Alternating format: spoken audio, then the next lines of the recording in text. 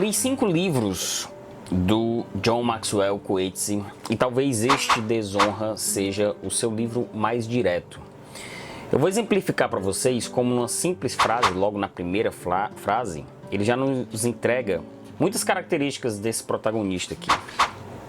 E é importante a gente ter esse impacto logo na primeira frase, e é uma característica muito profunda dos livros desse autor, porque esse livro é muito centrado nesse protagonista. Para um homem de sua idade, 52, divorciado, ele tinha, em sua opinião, resolvido muito bem o problema de sexo. Nós temos a idade, nós temos que ele é divorciado, nós temos a questão envolvendo o sexo. Logo de cara é bem perceptível o foco nesse personagem, o professor universitário David Lurie, está ali na faixa dos seus 50 anos, e ele trata a narrativa desse livro como um fato. Ele vai contar uma história, ele vai narrar fatos e sequências de fatos. Então ele trata isso como uma ocorrência. A gente tem a história desse professor universitário, numa prestigiada universidade da cidade do Cabo, que se envolve com uma aluna sexualmente e se afasta dessa universidade para conter o escândalo. Para se afastar, ele vai até a cidade do interior onde sua filha mora, ele não tem muito contato, e lá acaba também sendo vítima e testemunha de um abuso sexual envolvendo a sua filha. Mas antes da gente avançar um pouco mais contando sobre esse livro, deixa um like nesse vídeo, se inscreve no canal, isso são formas muito importantes de você contribuir para o nosso trabalho aqui na Seleção Literária.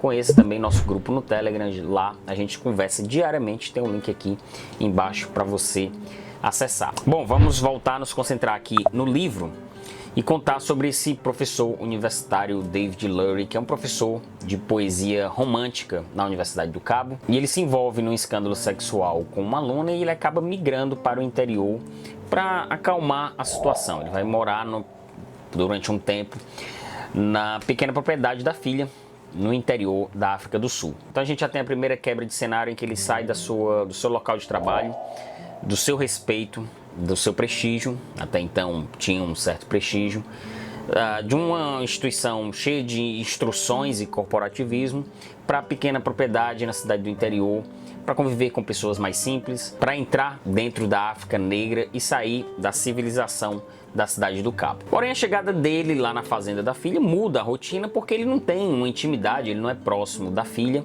então uma série de novos cotidianos estão sendo criados da relação pai e filha, até que ela é vítima de um estupro, em que ele não consegue proteger a filha dentro da propriedade dela.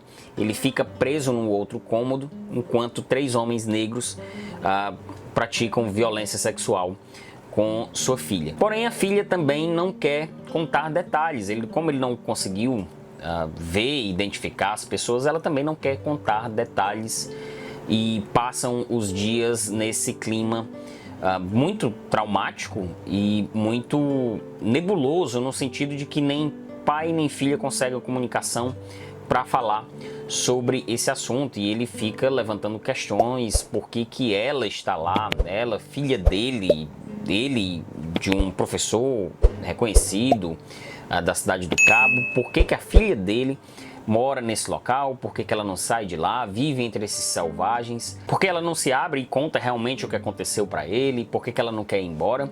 E aí vem o paradoxo, né? A história desse livro é a história do fracasso desse homem, porque justamente ele foi o homem que teve que sair da sua universidade, do seu emprego estável, por conta de um envolvimento com uma aluna. É um homem fracassado, aos 52 anos ele está desmoronando, tem problemas com sexo, contrata uma prostituta que toda semana ele se encontra, e é uma coisa muito protocolar, muito regrada, no sentido de ter dia certo para se encontrar com essa mulher. A própria relação dele com a filha é uma relação muito protocolar, não tem um fio sentimental muito profundo entre pai e filha. Os seus pares da universidade já não têm ele em alta conta, ele já não tem o prestígio de antes. E a própria vaidade dele, a própria vaidade do David Lurie é o que faz ele cegar e não perceber a própria sociedade em transformação em que ele vive. O Coetzee centra o andamento narrativo muito através dos pensamentos dos seus personagens. A formulação das ideias desses personagens é que dão sequência pro arco narrativo como um todo. E isso é uma característica muito própria das obras dele, que aparentemente nem se repetem tanto em questões temáticas, mas a gente acaba sempre com um pezinho voltado para a África mais arcaica, né? Aqui, esse livro foi lançado poucos anos depois do Apartheid, mas a gente tem características muito profundas, mais distópicas em A Vida e Época de Michael Capra, por exemplo, e um tanto mais metafóricas como A Espera dos Bárbaros, que também é um dos grandes livros dele. E aqui não, a gente tem uma realidade bem mais próxima pós-apartheid, na África do Sul, pós-apartheid, na África do Sul em comunhão, né, tentando se unir de alguma forma. E esses pensamentos fazem esse protagonista buscar algumas explicações, de certa forma até antropológicas, para essa sociedade em transformação.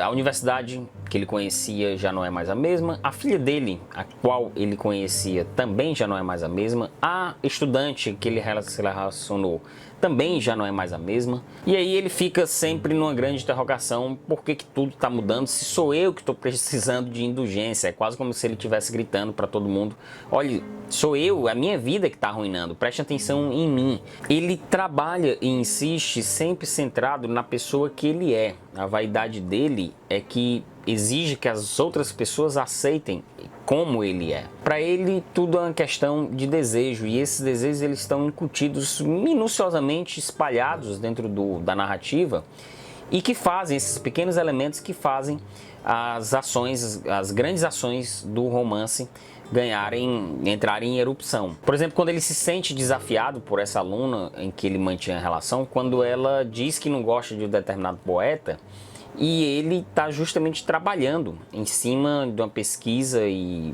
se aprofundando nesse poeta que ela não gosta, por exemplo. Ali ele se sente desafiado. Ou quando ele está trabalhando voluntariamente numa clínica comunitária que a filha trabalha no interior, e ele vê uma médica veterinária cuidando dos testículos de um bode, e ali ele vê uma relação da sua masculinidade naquele momento, enquanto ela vê ela movimentando e tratando o bode. Outro exemplo é logo após a violência que a filha sofreu. Quando ele sai do cômodo, ele percebe que algo nele mudou.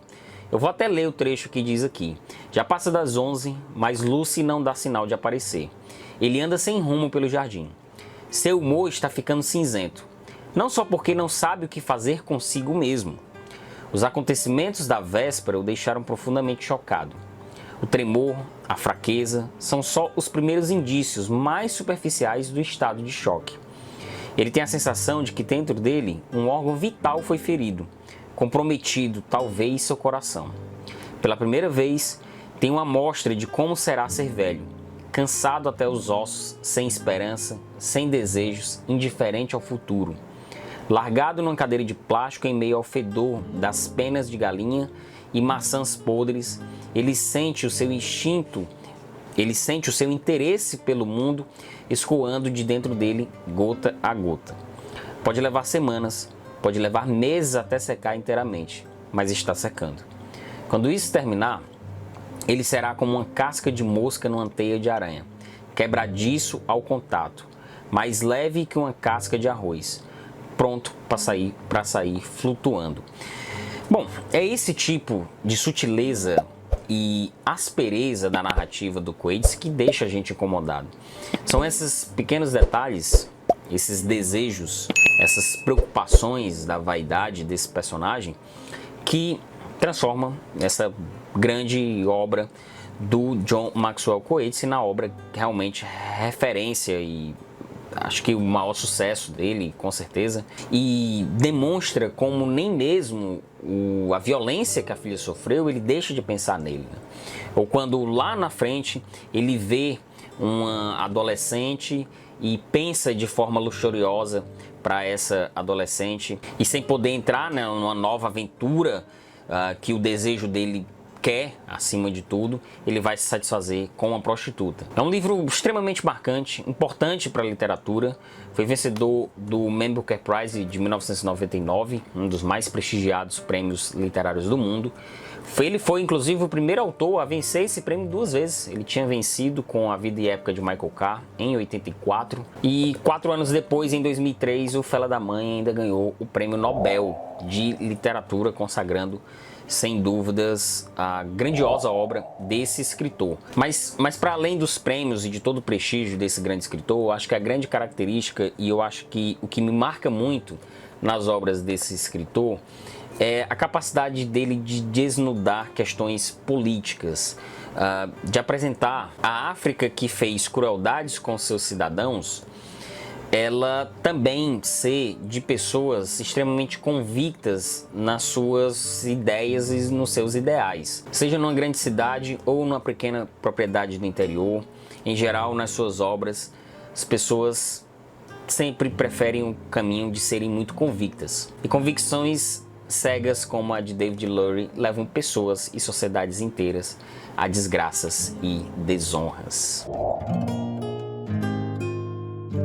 Agora vamos conversar mais sobre esse livro aqui embaixo nos comentários. Quero saber de você, o que é que você já leu desse autor, se você já leu esse livro, se você gostou, se você não gostou. Deixa a sua opinião aqui, deixa um comentário. Lembra de se inscrever no canal, isso é muito importante para o nosso crescimento, também deixar um like. Fazer uma doação, você pode clicar no botãozinho valeu aí e você fazer uma doação para esse vídeo, fazer uma chave Pix também para a gente. Isso são formas financeiras importantes também para a manutenção do nosso trabalho. É isso aí, pessoal. Valeu!